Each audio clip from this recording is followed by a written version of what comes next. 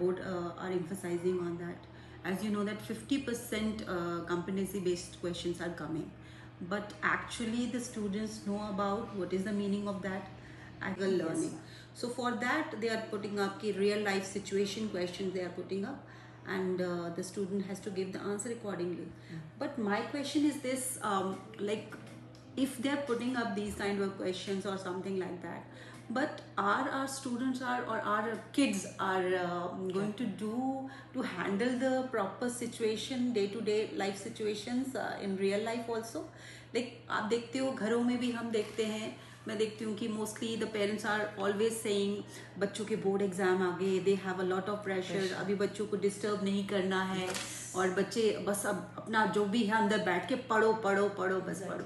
But पढ़ो क्या पढ़ो, रोड मतलब आप क्रैम करो, रटाफिकेशन करो, है ना, लाइक दैट यही हो रहा है। और यही इसी वजह से बच्चे ज्यादा स्ट्रेस्ड रह रहे हैं, बच्चे ज्यादा एग्जाइटी फील करते हैं। तो उसी बर्डन को लेस करने के लिए बोर्ड कुछ ना कुछ इस तरह से ये मॉडिफाइड स्टेप्स ले रही है, जो मॉडिफिकेशन कर रही है। कि अर्लियर भी देखो पेपर्स होते थे बच्चों में, आप उठ के बच्चा वहां से उठेगा ही नहीं, और बच्चा जाएगा जब, अब घर में भी हम कहते हैं पेरेंट्स को छोटी छोटी चीजों के लिए इन्वॉल्व करो, वो जमाने गए। अब कंपैक्टिव घरों में रहते हैं बच्चे, तो वो कहाँ जाएंगे और कहाँ पे उनको एक्सपेरिमेंटल या आप कह सकते हो रियल लाइफ सिचुएशन हैंडल करना मिलेगा।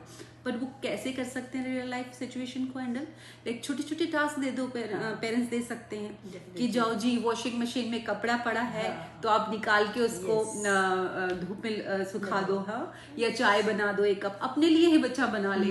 छोटी छोटी चीजें जो हैंडल वो कर पाए धीरे धीरे। आप देखो कम लीडरशिप क्वालिटीज बच्चों में कम हो रही है, कोलैबोरेशन, टीम वर्क, ये सब कम हो रहा है, बिकॉज वो इंडिविजुअल शेल में चलते जा रहे हैं, वो पीयर ग्रुप में बैठ नहीं पाते, पीयर प्रेशर नहीं ले पाते।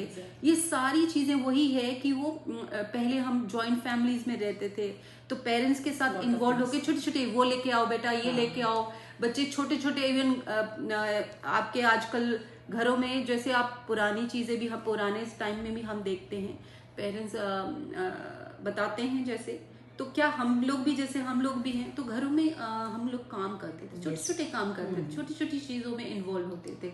और इवन हमारे पेरेंट्स, हमारे grand parents, they were always tasking us something, छोटा छोटा कुछ ना कुछ टास्क हमें देते थे ना।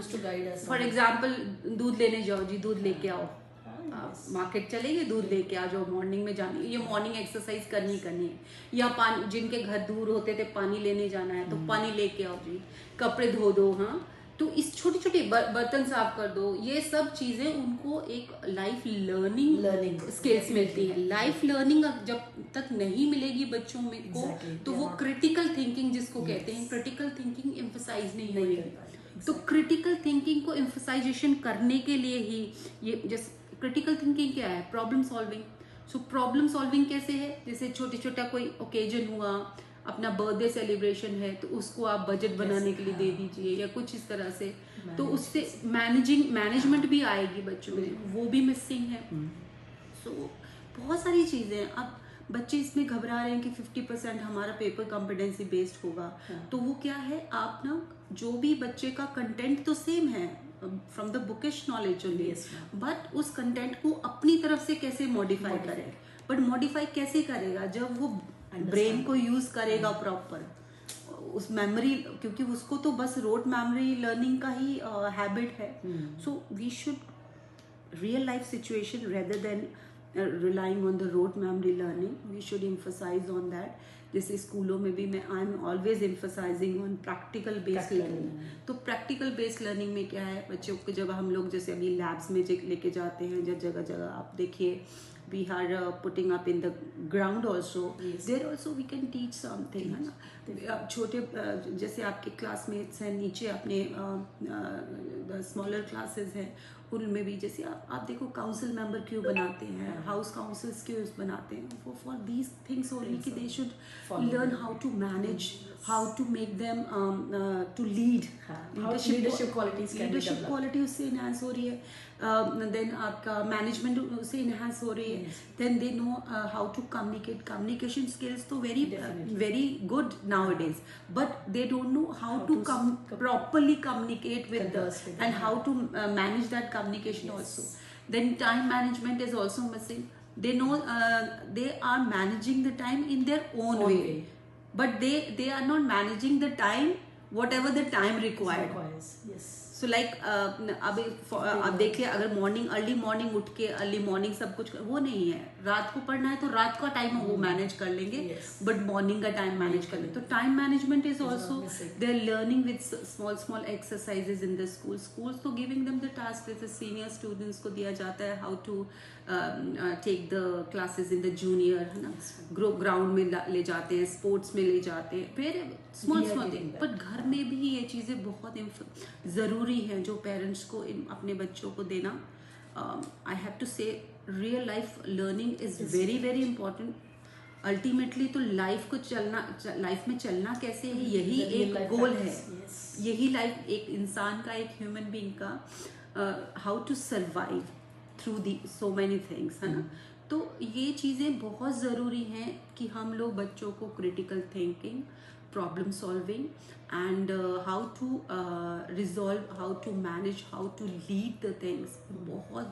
It's very very important to teach our kids in that manner, teach our children in that manner, to day life, not to always to sit on one chair and sit on a one forcing to sit in their own room only and to do the things and study. And even they are more creative with the technological things only, but we should not physically they are not involved in so many things.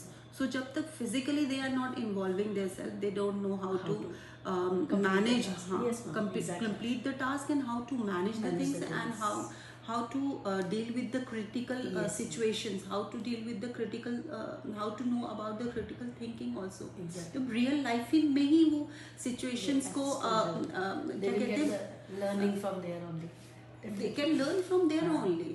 So it's very very important that we can teach our students in that manner, teach our kids in that manner. Teachers का भी वही role है.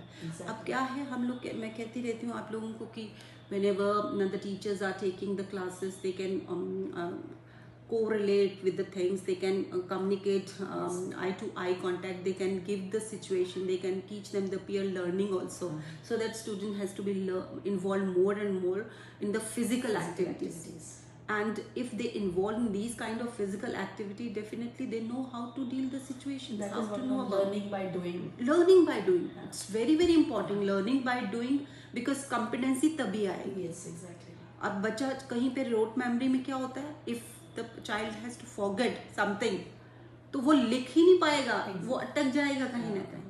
But अगर उसको इस situation practice की हो, उस कंटेंट को यहाँ से प्रैक्टिकली उस चीज को समझा हो, अंडरस्टैंड किया हो, तो वो बहुत जल्दी से अपनी खुद की लैंग्वेज में भी लिख सकता है. खुद की लैंग्वेज बनाना बहुत इम्पोर्टेंट है. यही मिसिंग है ना आजकल. बच्चे खुद नहीं बना सकते. cram the things, they are learning from here and there. और वो क्या है, through the देखते तो सब कुछ है, बट वो खुद नहीं कर सकता. अगर आप उसको एक रूम में छोड़ दो कि ये चीज़ है, ये सिचुएशन है, अब इसको सॉल्व करो, वो इतनी इजीली सॉल्व कर पाएगा नहीं कर पाएगा, जब तक उसमें ये कॉम्पिटेंसी बेस्ड लर्निंग हम लोग एम्फसाइज नहीं करते.